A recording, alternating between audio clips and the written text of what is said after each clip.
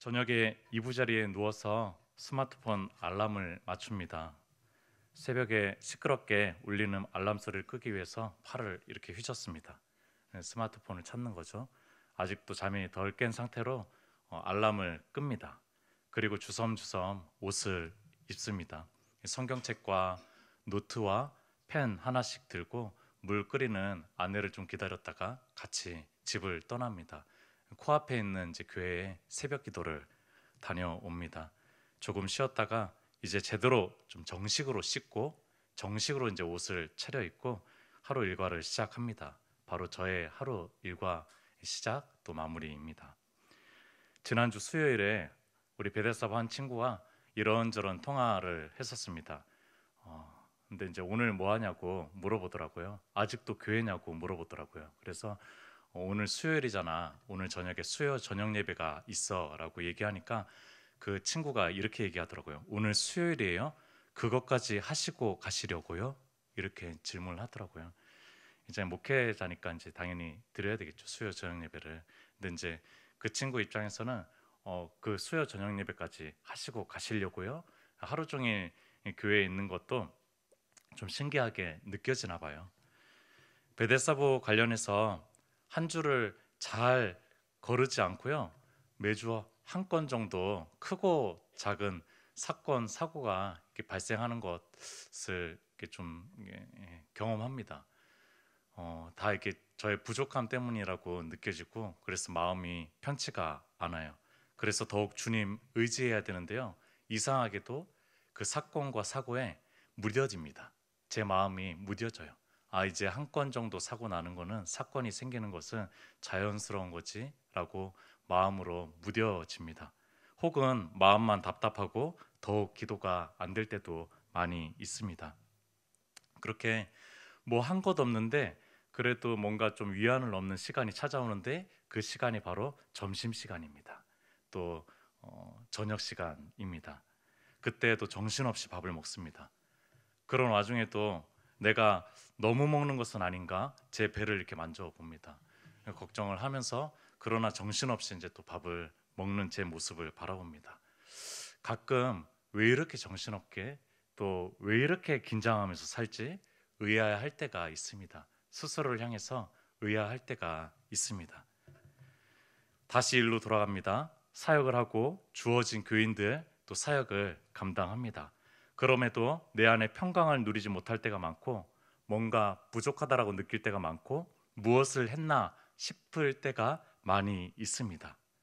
신앙의 태도와 마음은 왜 이렇게 변덕스러운지 모르겠습니다.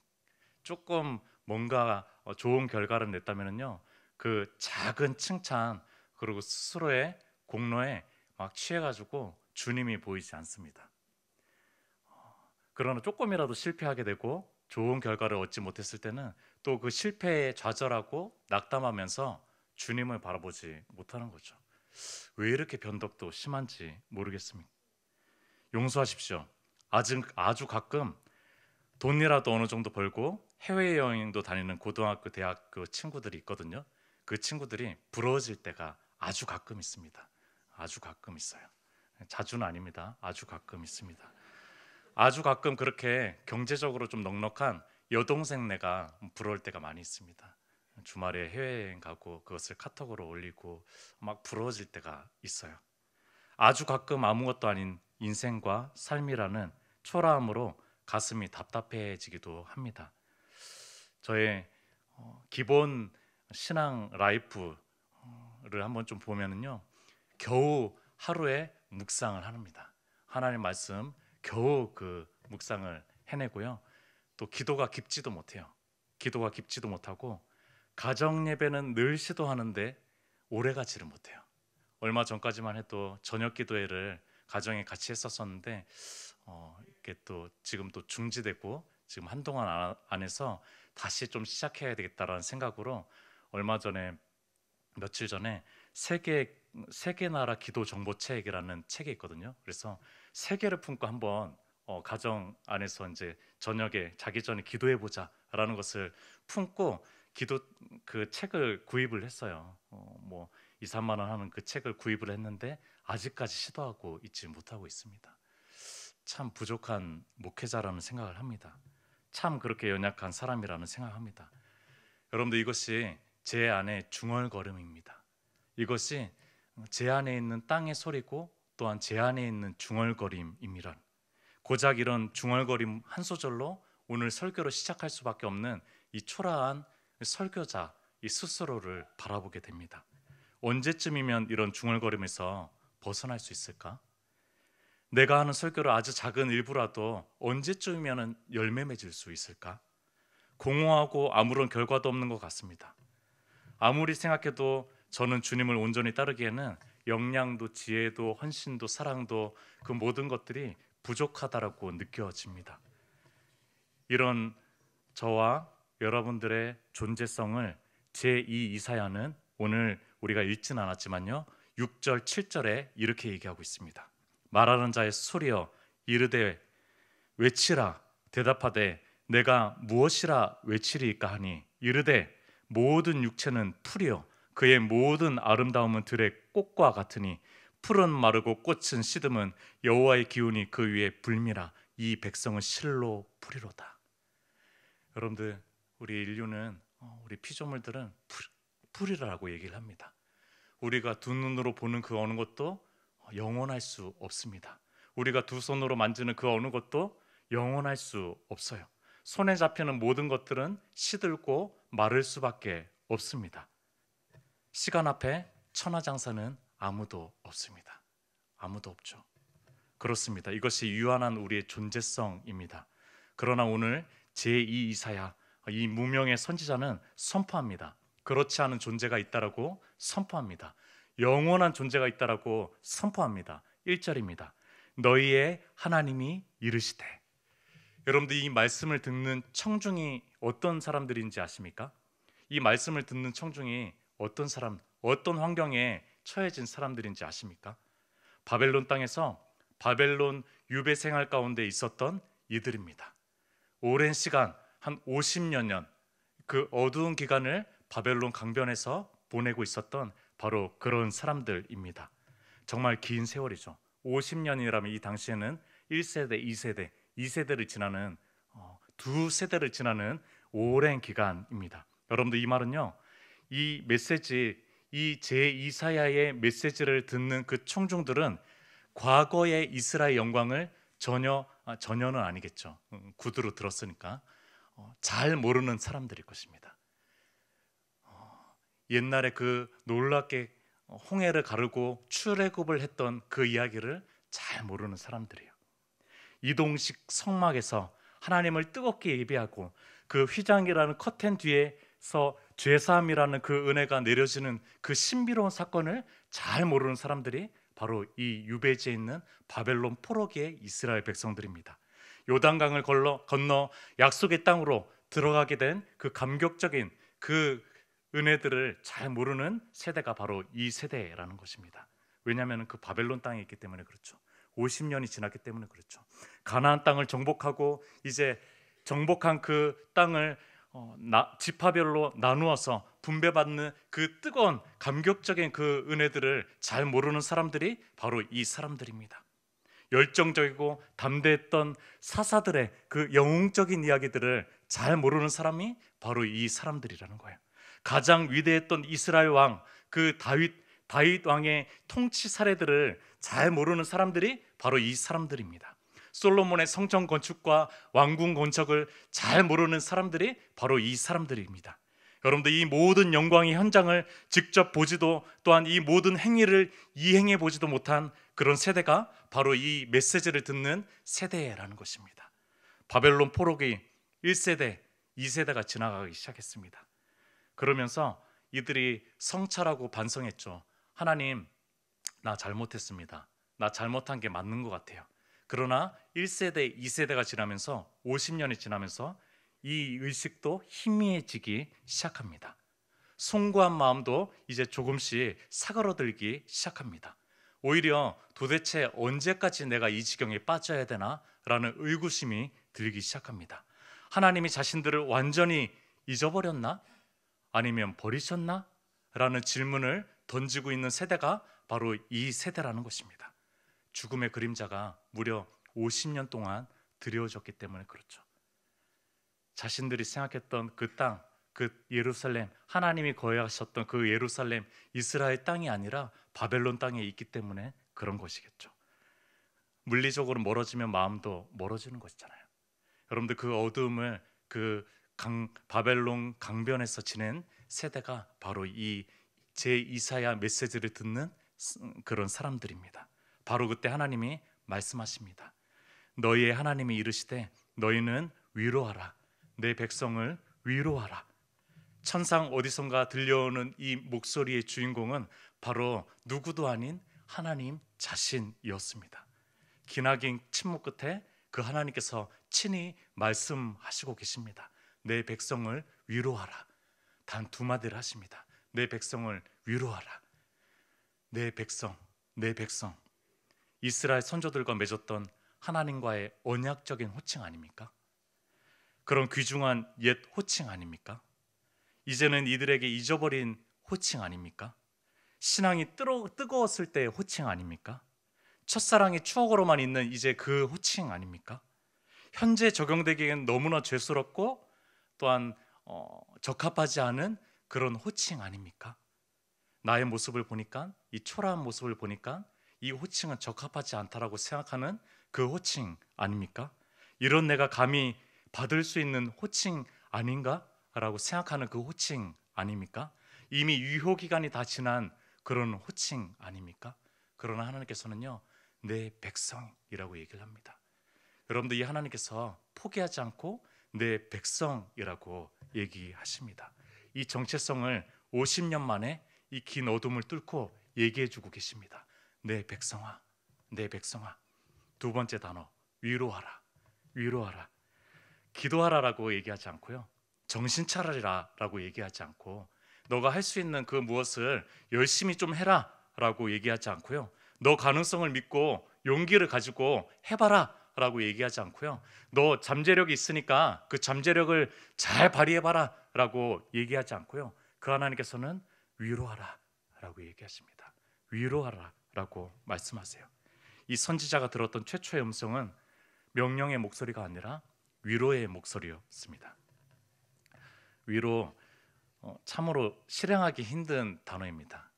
목회를 하면서 가장 힘든 단어 중에 하나인 것 같아요. 누군가를 위로한다라는 거, 이게 정말 보통 일이 아닌 것 같습니다.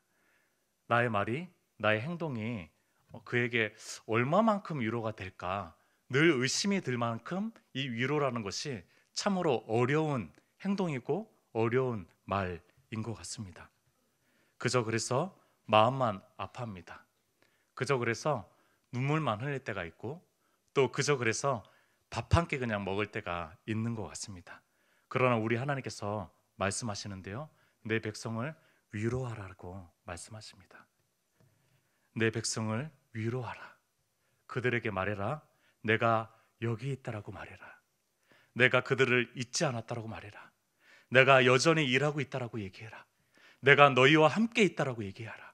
참 위로자가 여기 있다라고 얘기를 해라 라고 하나님께서는 당당하게 선포하십니다. 예루살렘에 계시는 그 하나님이 바벨론 땅에서도 계시는 거예요. 더 이상 말씀하시지 않을 것 같은 그분이 바벨론 땅에서 말씀하고 있는 거예요. 미동도 하지 않으실 것 같은 그분이 바벨론 땅에서 여전히 일하고 계셨던 것입니다. 이런 위로의 메시지를 선포하시는데 2절을 보겠습니다. 너희는 예루살렘의 마음에 닿도록 말하며 그곳에게 외치라. 그 노역의 때가 끝났고 그 죄악이 사함을 받았느니라. 그의 모든 죄로 말미암아 여호와의 손에서 벌을 배나 받았느니라 할지니라 하시니라. 아멘. 노역의 때가 끝났다라고 얘기합니다. 그 위로의 메시지의 중심부, 그 내용은요, 복역의 때가 끝났다라, 종료됐다라는 것입니다. 죄에 대한 징벌을 충분히 받았다라는 것입니다. 형기를 마치고 석방될 수 있는 메시지를 선포하고 있는 것입니다. 위로를 위한 핵심 메시지는 죄가 사해졌다라는 거예요. 죄가 사해졌다라는 것입니다. 여러분들 이 소식을 9절에는요, 아름다운 소식이라고 얘기합니다. 그러니까 이 메시지를 복음이라고 얘기하는 거예요. 아름다운 소식, 복음이라고 얘기하는 겁니다. 왜 그렇죠? 왜 그렇죠?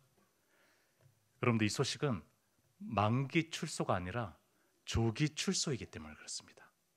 여러분들 충분히 형벌을 받아서 정당하게 나오는 그런 만기 출소가 아니라 조기 출소이기 때문에 그런 거예요. 가석방이죠, 가석방.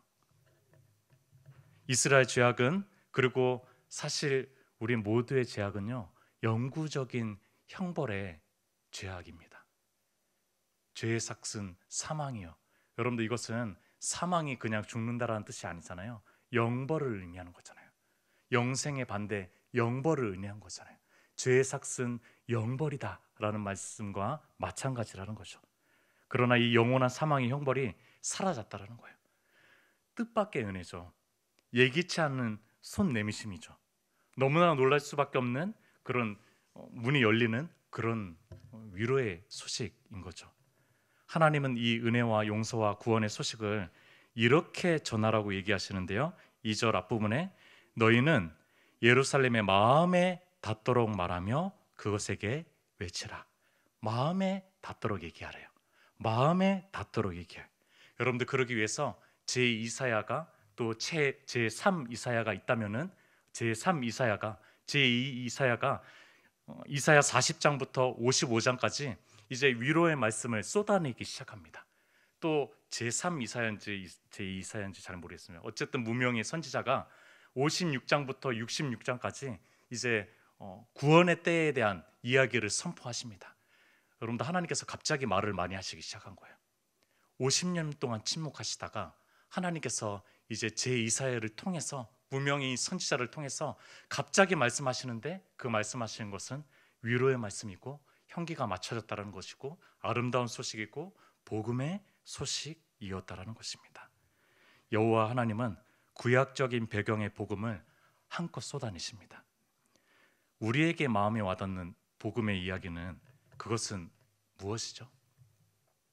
바로 그것은 하나님께서 그의 유일한 아들, 가장 사랑하는 그 유일한 아들, 독생자 예수 그리스도를 내어준 십자가의 그 사건일 것입니다.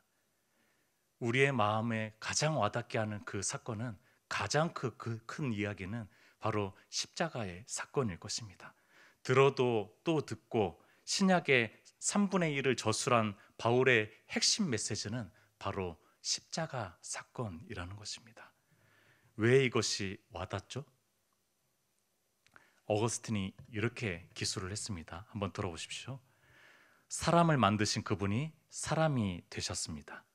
별들을 다스릴 수 있는 그분이 사람이 되어 어머니 품 안에 젖먹이 아기가 되셨습니다. 세상의 떡이신 그분이 사람이 되어 굶주리시게 되었습니다. 세상의 샘물이신 그분이 사람이 되어 목마르시게 되셨습니다. 세상의 빛이신 그분이 사람이 되어 어두운 밤에 잠드시게 되었습니다. 세상의 길이신 그분이 사람이 되시는 그 먼 여정 때문에 지치시게 되었습니다.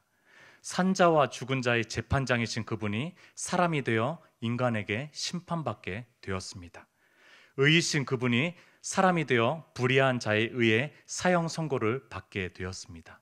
선생이신 그분이 사람이 되어 채찍질을 당하게 되었습니다.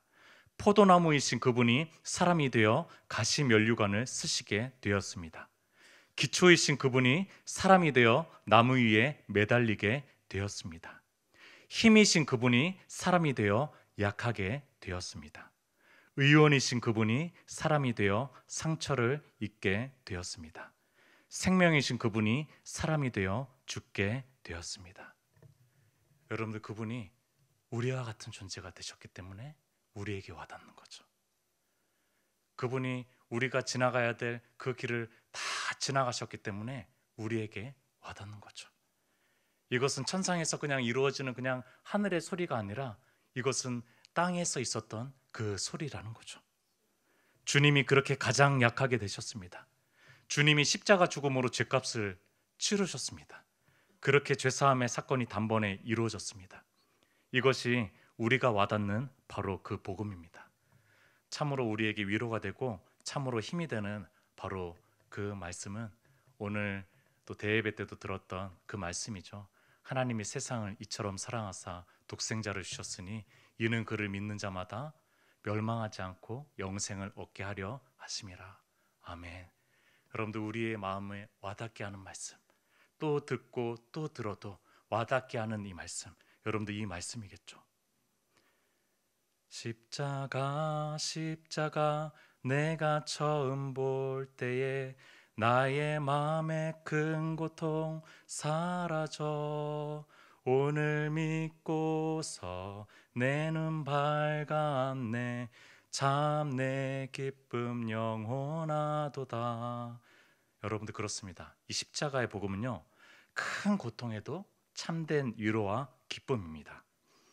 주 달려 죽은 십자가 우리가 생각할 때에 세상에 속한 욕심을 헛된 줄 알고 버리네.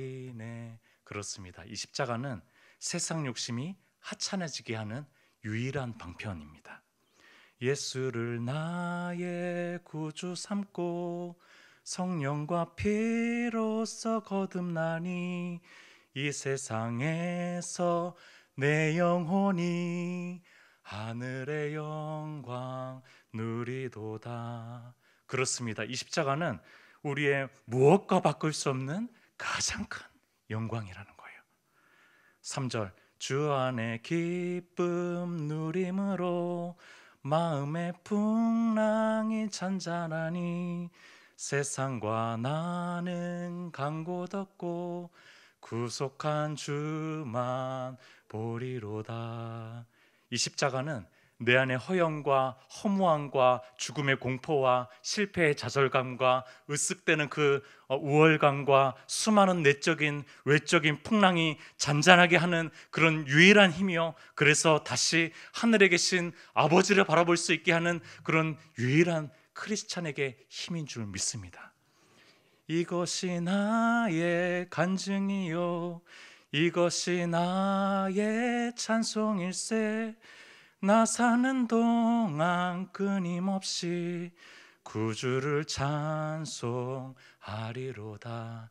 이 십자가는 간증하고 찬송하고 간증하고 찬송해도 끊임없이 우리의 마음에 와닿는 그런 점점 더 와닿는, 우리 권사님들은 더 아실 거예요. 십자가 점점 더 와닿으시죠? 점점 더 와닿는 그 사건은 바로 이 십자가의 사건입니다. 하나님께서 우리를 사랑하셔요. 하나님께서 우리를 사랑하셔서 부를 주시겠다고 하지 않고요, 하나님께서 우리를 사랑하셔서 장애인 자녀가 정상화되는 것을 주시겠다고 얘기하지 않습니다.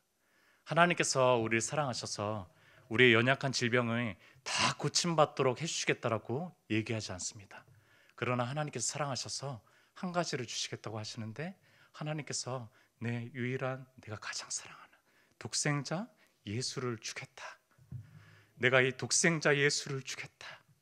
여러분들 그 십자가의 사건, 이 십자가의 사건이 우리의 마음에 가장 크게 울려 퍼지는 이 고난주간 한 주간이 되셨으면 좋겠습니다.